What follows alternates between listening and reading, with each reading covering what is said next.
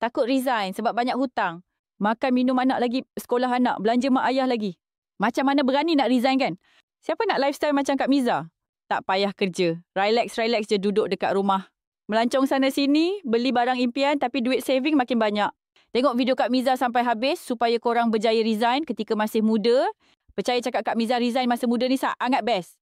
Kak Miza dah resign lebih 10 tahun. Alhamdulillah, hidup makin gembira. Umur masih muda lah kita kena resign sebab masih banyak tenaga mampu buat banyak perkara. Dapat melancong satu dunia. Dapat belajar banyak perkara.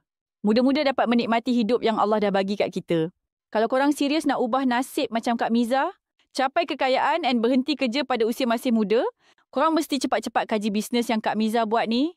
Boleh enjoy duduk rumah, yang penting income berjuta. Duit tak luap pakai cepat-cepat komen. Nak resign lepas tu buat apa yang Kak Miza tunjukkan ni, okey. Assalamualaikum, percaya hidup penuh keajaiban.